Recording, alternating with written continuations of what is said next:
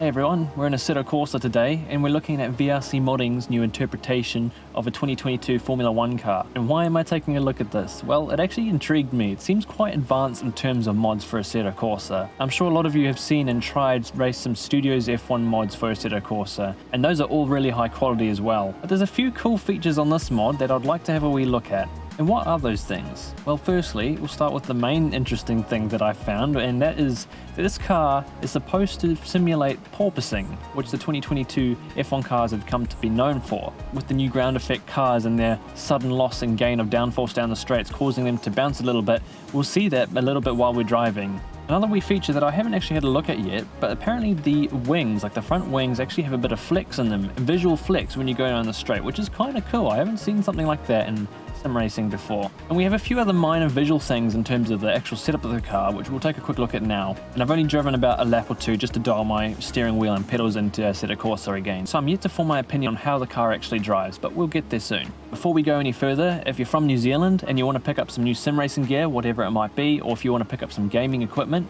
then be sure to check out NZ Gaming. I'll leave the link to them in the description. All the gear that I'm driving with in this video, including the steering wheel, the wheelbase, and the pedals, has been kindly supplied by NZ Gaming for me to be able to use in these videos, so big thanks to them. And now onto the video. So we'll take a wee look at the setup menu, and we've got fixed gearing here, but we've got a range of tyres to choose from, which is supposed to replicate what we see in the real world with the range of C1 to C5. And obviously we can change how much fuel we have in the car, we can change all the MGUK, MGUH settings. And now onto the aero section, and this section's actually pretty cool. So what I'm going to quickly do here is, we'll start off at the top where we've got an aero kit. So we've got an aero kit A and B.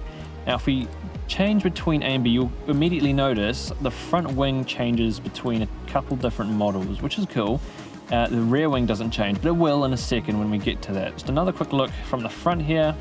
We'll go through Aero Kit A and then an Aero Kit B.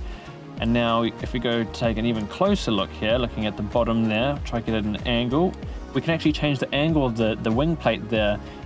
As you can see, it's only slight, but you'll notice it moves up just a little bit there as I increase the angle of it. And just on the end of the wing plate, there's a bit of a tab, that's called the gurney flap, and you can also remove that. And the same goes for the rear wing. So if we move over to the rear wing now, we can visually change the rear wing. So we can go from a rear wing assembly 0, which is a bit of a more low aero spec, up to a deeper and more higher downforce spec rear wing. And we can also change the gurney flap setting for that as well. And it's all visual, which is pretty cool. You don't see that too often in sim racing. And this kind of stuff can be exciting when it comes to league racing, because when you're all in the server trying to do your setups for qualifying in the race, you can take a wee peek at everybody's car and see what kind of aero kit they're running, which is, I think, is pretty cool. The brake setting, you can change the brake bias, of course, and the brake power, but you can also change the brake duct covering. So if we can open and close the brake ducts. As you can see, that blocks the little gap in there. You can change the differential settings, you can change the force feedback, linearity, and all your usual suspension settings as well, as you can see here. And a couple more visuals. You can obviously change the transparency of the halo so that if you're on a screen, you can remove that so it's not blocking your view.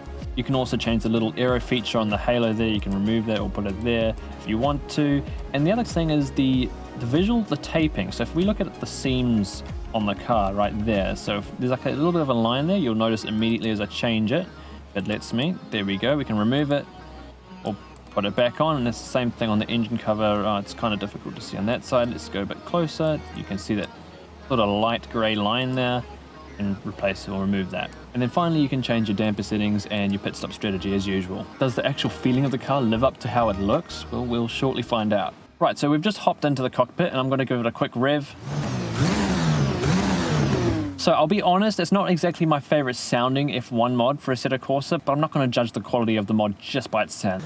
Right, so we're at Catalunya now. This is where the F1 raced about a week ago now. And first we're just going to do a couple side laps, just get used to the car before we start pushing the thing. And as we get closer to the end of the straight, let's take a look at how the car begins to bounce up and down. You'll see that it's very subtle, but it's there, and I can feel it in the force feedback of the car.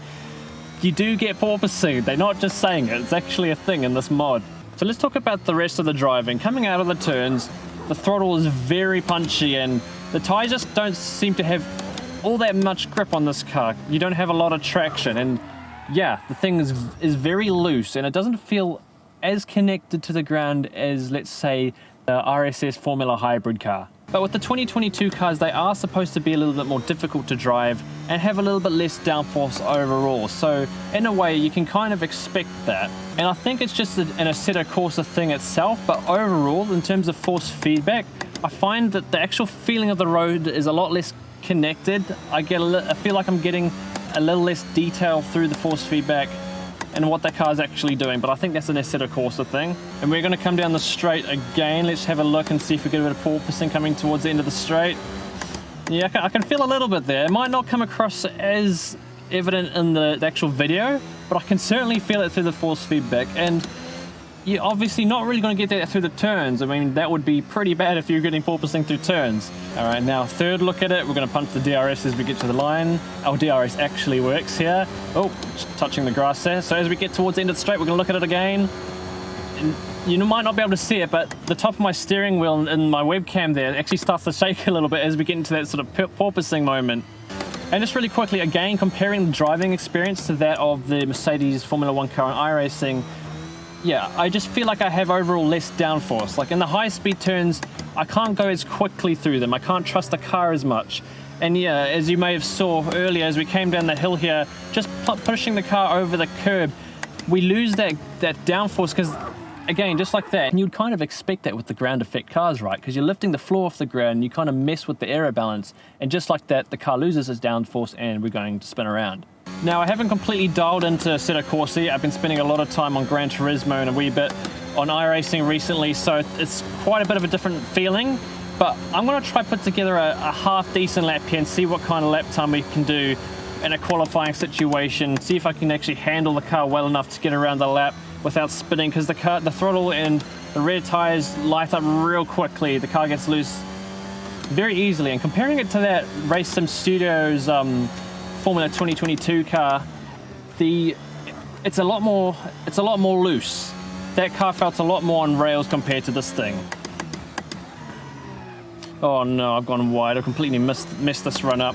Right, I think I'm going to rerun the lap in a bit of silence to give me a bit of focus, and then after that, what we'll do is take a third-person look at the car and its flexing wings.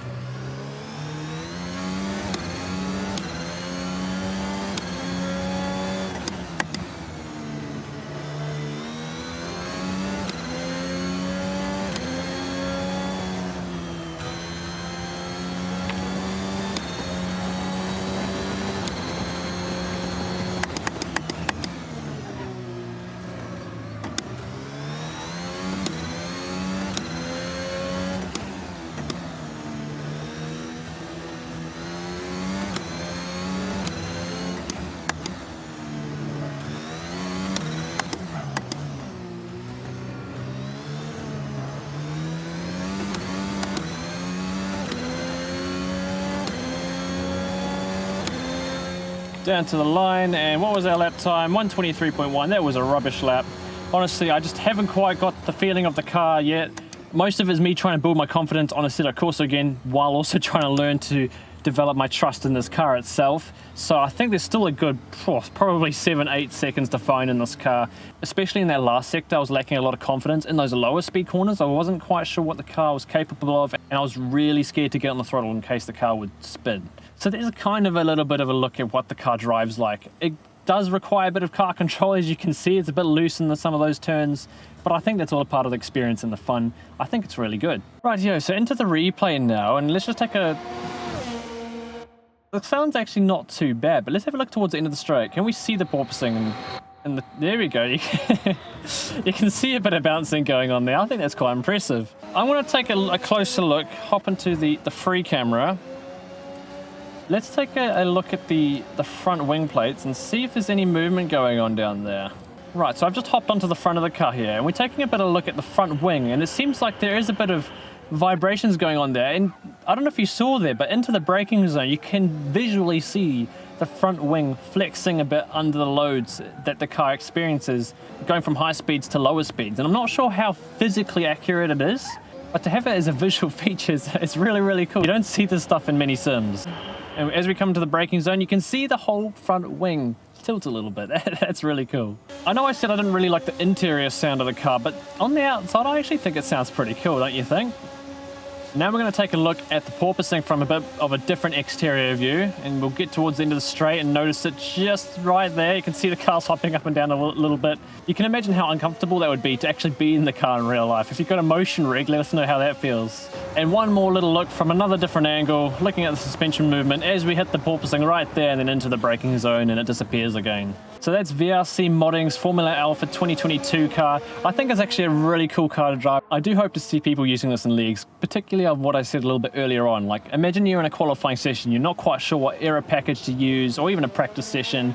So you go through looking at other people's cars and what error packages they're running to help influence what you might do in the race. I think that's all neat attention to detail. Very cool stuff. It's a mega job, VRC Modding. I can see you put a lot of attention to detail and work into this car, and I hope a lot of people enjoy it, because I'm certainly having quite a lot of fun with it. So if you've got AC and you're into your modding, then go check out VRC Modding and pick up this car. It's for about $4 or so USD on their website. I'll have their link in the description, so it's nice and easy for you to find. And yeah, somebody out there, go set up a league with these things. I think that will be really cool to watch. Thank you for watching. Take care, have some fun with this thing, and I'll see you in a video very soon.